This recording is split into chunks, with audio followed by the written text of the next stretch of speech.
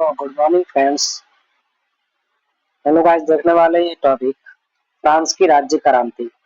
इससे पहले हम लोग जो कि दो टॉपिक कंप्लीट कर चुके हैं, जो कि इम्पोर्टेंट टॉपिक था। ठीक है, तो जो लोग उस वीडियो को नहीं देखे हैं तो इससे पहले के वीडियो को देख लें, समझ में आ जाएगा। ठीक है, तो आइए हम लोग एक नया टॉपिक लेकर आज आज हाजिर हुए हैं, फ्रांस की राज्य क्रांति। ठीक है, फ्रांस की राज्य क्रांति वर्ल्ड हिस्ट्री का ये बहुत ही इम्पोर्टेंट पार्ट है, बहुत ही इम्पोर्टेंट टॉपिक है। तो इसको मिस नहीं करें, अंत शुरू से लेकर अंत तक देखें तो फायदा होगा। ये हर एग्जाम के लिए बहुत यूजफुल साबित होने वाला है। चाहे आप किसी भी एग्जाम की तैयारी कर रहे हो, ऑल वन डे एग्जाम, किसी भी एग्जाम की तैयारी कर रहे हो, चाहे SSC, railway, banking, BPSC, UPSC, किसी भी एग्जाम की आप तैयारी कर रहे हैं, इसमें वर्ल्ड हिस्ट्री का ये टॉपिक फ्रांस की राज्य क्रांति बहुत ही इंपॉर्टेंट होने वाला है। तो आइए हम लोग इसको शुरू करते हैं बिना देरी किए। पहला है इसमें पॉइंट, फ्रांस में राज्य क्रांति। ये 1789 में लुई 16वां के शासनकाल में हुआ था। कब हुआ था? तो 1789 में हुआ था। किसके शासनकाल में? तो लुई 16वां के शासनकाल में हुआ था। इस समय फ्रांस में सामंती व्यवस्था थी, सामंती शासन व्यवस्था थी। ठीक है, 14 जुलाई 1789 को फ्रांसीसियों क्रांतिकारियों ने फ्रांस के क्रांतिकारियों ने बास्तिल के कारागिरी के फाटक को तोड़कर बंदियों को मुक्त करा दिया। तब से 14 जुलाई को फ्रांस में राष्ट्रीय दिवस, स्वतंत्रता दिवस के रूप में मनाया था। कब से? 14 जुलाई से। ठीक है, समानता, स्वतंत्रता और बंधुत्व का नारा फ्रांस की राजनीति का देन है, फ्रांस की राज्य क्रांति का देन है। हम लोग के संविधान में भी, हम लोग का संविधान में भी प्रश्न, ये अगर प्रश्न रहेगा पॉलिटी में कि हम लोग का स्वतंत्रता या बंधुत्व का नारा कहाँ से लिया गया है, तो ये फ्रांस से लिया गया है। ठीक है, समानता और बंधुत्व का हम लोग लिए हैं, फ्रांस से लिए हैं। ठीक है, आइए हम लोग देखते हैं। मैं ही राज्य हूँ, राजू नहीं, मैं ही राज्य हूँ और मेरे शब्द ही कानून है। यह कथन किसने कहा था? तो लुईस लुईस 14वां ने कहा था। लुईस 14वां ने कहा था, मैं ही राज्य हूँ और मेरे शब्द ही कानून है। ये लुईस 14वां ने कहा था।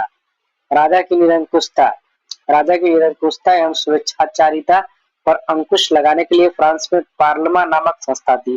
कौन सी संस्था थी? तो ये पार्लमा नामक संस्था थी, जिसकी संख्या 17 थी और जिसका गठन न्यायालय के रूप में किया गया।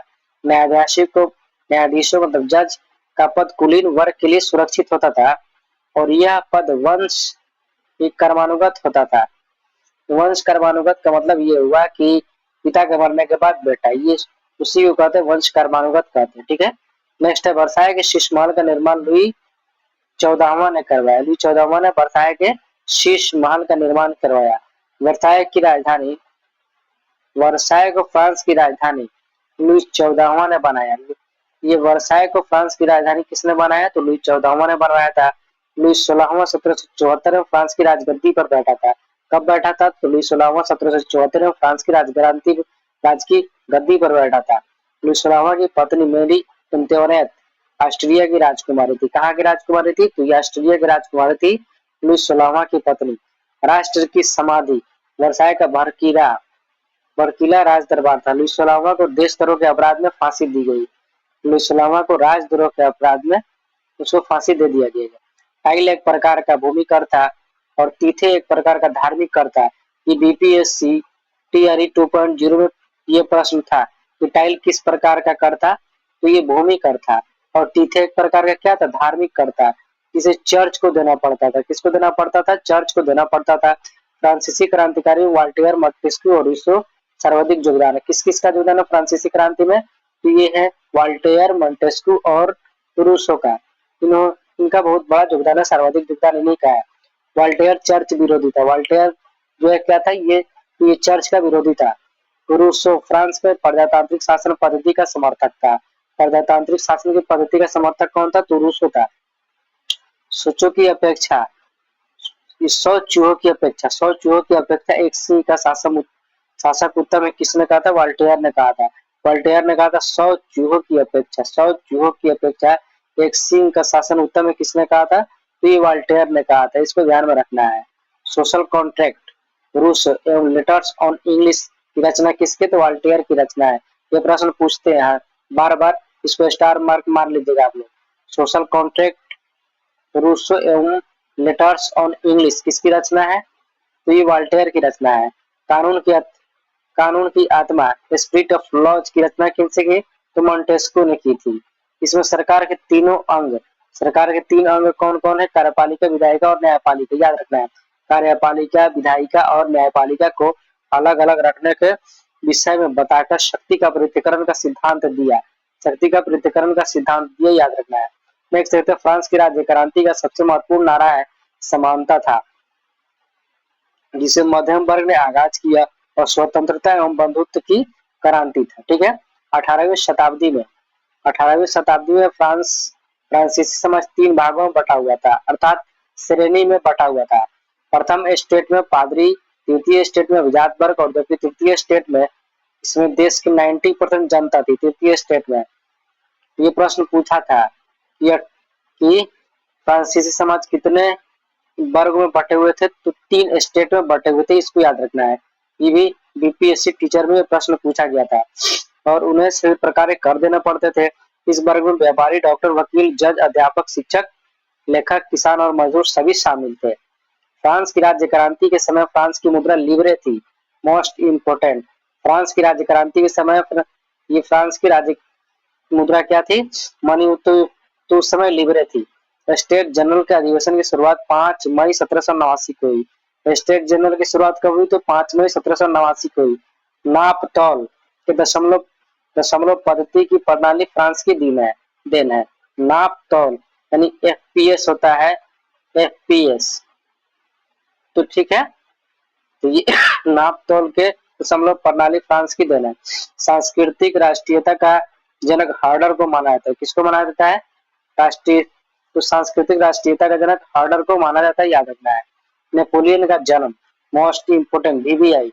नेपोलियन का जन्म 15 अगस्त 1769 को कार्तिका द्वीप की राजधानी अजासियो में हुआ था। नेपोलियन के पिता का नाम कार्लो बोनापार्ट था। नेपोलियन के पिता का नाम क्या था? तो ये कार्लो बोनापार्ट था। ये प्रश्न आते हैं जो बच्चे मैट्रिक एग्जाम देने जाते हैं 10th 9th का, उसमें भी ये प्रश्न रहते हैं। नेपोलियन ने ब्रिटेन के सैनिक एकेडमी से शिक्षा प्राप्त किया था। किसने? नेपोलियन ने। 1796 में नेपोलियन ने इटली में ऑस्ट्रिया के प्रमुख को समाप्त किया। 1796 में नेपोलियन ने इटली में ऑस्ट्रिया के प्रमुख को समाप्त किया। फ्रांस में डायरेक्टरी शासन का अंत 1799 में हुआ था। फ्रांस में डायरेक्टरी शासन का अंत कब हुआ? तो 1799 में हुआ। नेपोलियन 1799 में प्रथम काउंसिल बना, और 1802 में जीवन भर के लिए काउंसिल बना।